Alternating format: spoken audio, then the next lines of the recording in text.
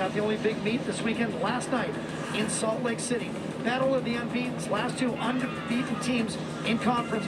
California starting out very strong. Maya Green, the anchor on the bars, posted 9.875 to win it. California on the bars went 49-2, 5 scores of 9.8 plus. Early lead, and then Milan Klasi on the vault. Second good rotation. California had the lead midway through, but Utah would come back. 3 big routines on the beam, starting with Crystal Issa, 9.95. Abby Paulson, 9.95. And then the anchor spot, Miley O'Keefe with a 9.975. So Utah goes to the floor to try and close out the meet, but across the room, California on the beam went 49.45, second best score in school history. So Sydney Solosky, the veteran, stepped up and needed a big score to ice the meet and close it out 9.925, and Utah wins it with a 197.375 to win by 0.25. California also over 197. And now Utah goes to Oregon State next week. If they win, they clinch their second straight Pac-12 regular season title. That's next Friday. And by the way, O'Keefe also won the all-around last night with a huge score, 39.525. Here's the national rankings right now. Utah has been bouncing around between 3 and 4. California still in the top 10. UCLA knocking on the door, and Arizona State gets better every year. Santos have done an amazing job in the desert. So now we move past the midway mark, and that means UCLA will go to the balance beam, where they are ranked 11th. Kendall Poston, first up. Poston had a 9.825 on vault earlier. I guess I can see it this morning since we started at 11 o'clock on the matinee. Football players always complain about the early start, Janae, but gymnasts are just mentally tough. You know, I wasn't much of a morning person, so these were not my favorite meets. I'll tell you how you get over that, Janae. Have kids. I was never a morning person, but now you don't have any choice. UCLA on the balance beam, 49.425 last week at Utah, their best. But that was their only 49 on this event in their last 3 meets, so they're looking for some consistency, but they need it over 49. This is always the event that decides dual meets, decides the Pac-12 championship. You can always look back and see what happened, and I believe you remember the beam rotation in the NCAA championships against Oklahoma with Peng Lee. Oh my goodness, yes. The greatest gymnastics moment I've ever seen. No, it truly wasn't. It felt great. Closing it out with a perfect score to win the NCAA championship and take down the defending champions. Kyla Ross, undergraduate assistant coach and one of the most successful gymnasts in NCAA history, 2-time Pac-12 Gymnast of the Year, and now pulling mats for UCLA and doing it with a smile. Kendall starts off with the jump series, really showing off her flexibility with that 180 split. Triple series coming up. Nice. She actually posted on Instagram about her series to look for straighter legs, and you can definitely see that she's worked very hard on that form. Beautifully controlled full turn. Poston comes in with a hot hand on this event. 3 consecutive season highs, 9.8, then a 9.85, and then last week 9.875 to finish 4th in that meet at Utah.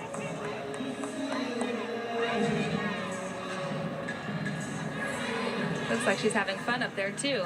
Looks comfortable, looks in control, and a little coy as well. Prepping for the dismount, round off 1.5. Well, how good is that for an opener? I love how she fought for that landing. Here's the series. She's been working very hard on her form, specifically the back leg. And she really fights for this landing right here. She's a little back, but holds it on her heels, puts those heels together.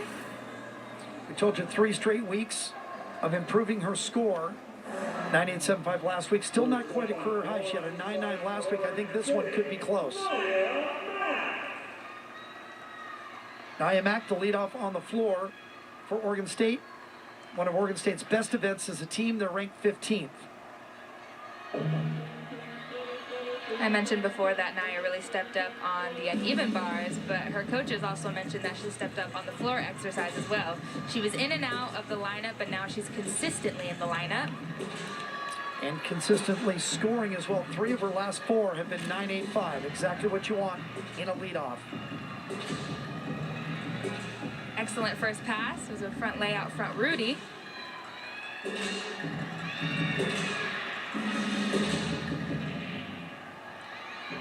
Beautiful leaps as well. It's always really important to finish the complete turn of each jump and leap.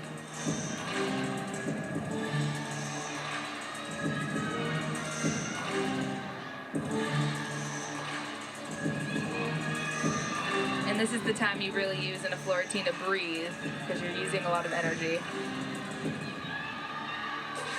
For a big pass, double pike. I think she flirts with the line a little bit. Sure I wasn't does. sure if she stepped out, but I may have to look a closer look. And of course, when they throw that sting mat in there, you got to make sure the lines on the mat line up with the lines on the floor.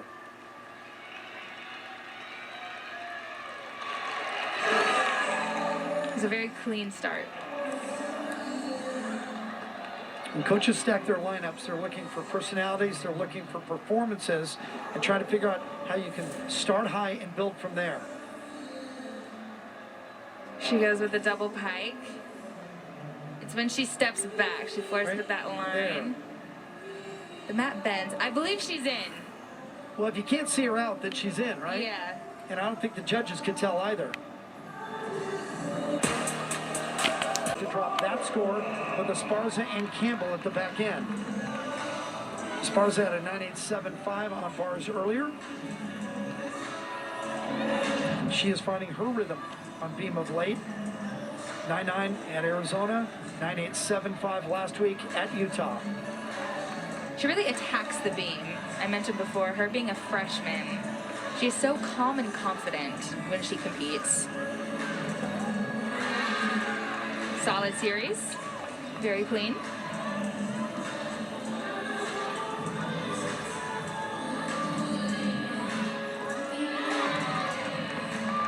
Beautiful leaps.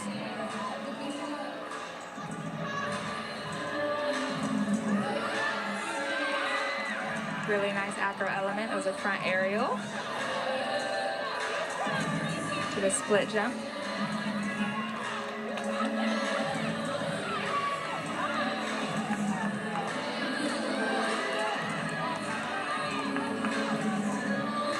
Gets ready for her dismount side aerial back full. Slide is hop back. I think that right there will pick up the momentum for the Bruins. Yeah, they had to have that. And then they'll have Campbell in the anchor spot to rescue the rotation after the fall. Seems to be a consistent thing.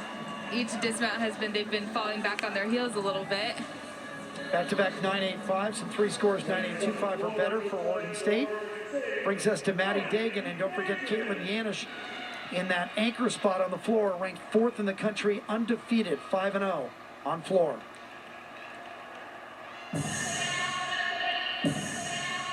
Another fun routine coming up. And as consistent as Yanish has been, Maddie Dagon has been fighting inconsistency on this event.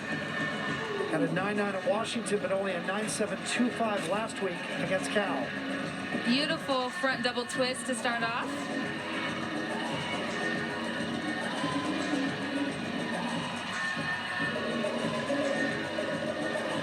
Along with her leaps, you mentioned that she's so consistent, but also brings power to the event as well.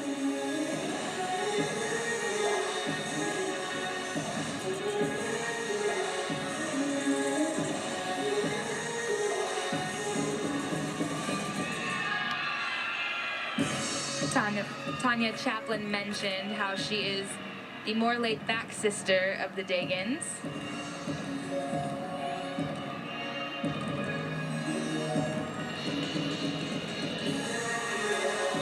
But overall, she just has so much gratitude in everything that she does. She's grateful to be a part of this team. She's grateful for every opportunity and experience. Double pack to finish. Right on the chalk. You see, she stayed on her toe. Kept the heel up. So I believe she stayed in bounds. If she would have let that heel down, it would have been an extra 10th, but I believe she stayed in. I didn't see a flag go up. And again, with the sting mat, it's tough because they step down. Here she goes. It's a double pike. And this is what's amazing about air awareness. Sometimes you just know where you are, and you know whether if you can put your heel down or not. And I think she's in. She knew. Yeah, if you jab step back that far, you better keep that heel up because you're going to need every inch at that point. 9.875 for Esparza.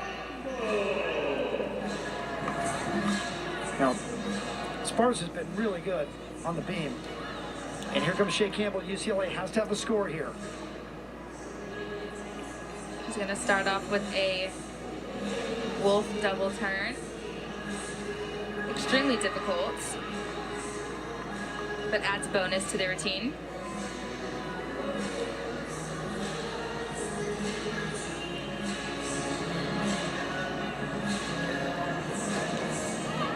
Hold on.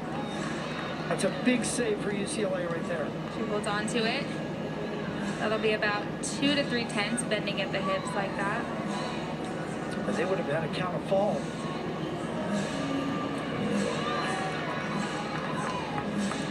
So UCLA flirting with that lead right now. Concern on the coaches in the background.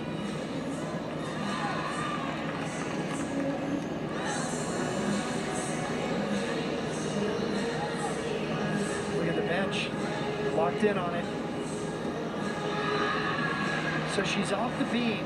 There's going to be some deductions. And it'll end up being a modest score for UCLA and perhaps opens the door for Oregon State. Here's the balance check right here. So she's off-centered, has to bend at the hips, but she does indeed save it. And here's the dismount right here. Beautiful, but again, still on the heels a little bit. Had to take that step to finish. Shea has already gone 9.8 on vault and a 9.85 on bars. And here's Yanish, one of the featured performances today. These are her scores this year. 9.9 is her lowest. That's remarkable. Especially this early. Two-time All-American, had 6 wins on this event last year. Already has 5 wins now. And again, number 4 in the country, Yanish. You're going to see a huge first tumbling pass from her, an E-pass, bringing a lot of height.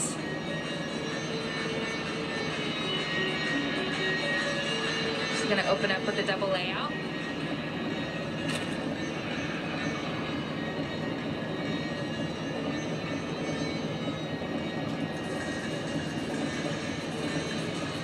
She's been so steady and confident for the Beavers. Oregon State has already guaranteed themselves a 49.125 on floor. You would expect Yanish to bump that number considerably.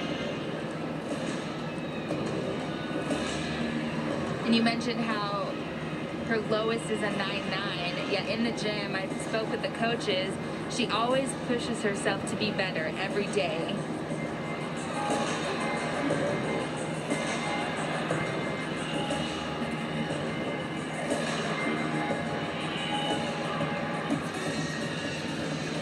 Gearing up for her last pass. It's that big double to finish. Double tuck. Had a bit too much power.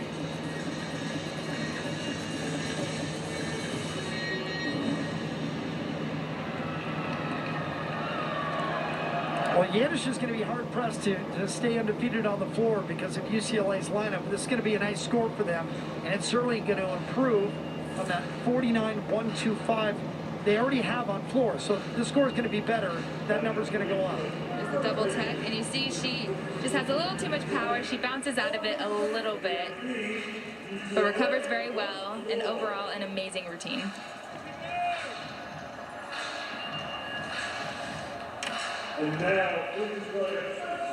So UCLA went in with a comfortable lead, but they had a bit of A couple of bobbles on beam.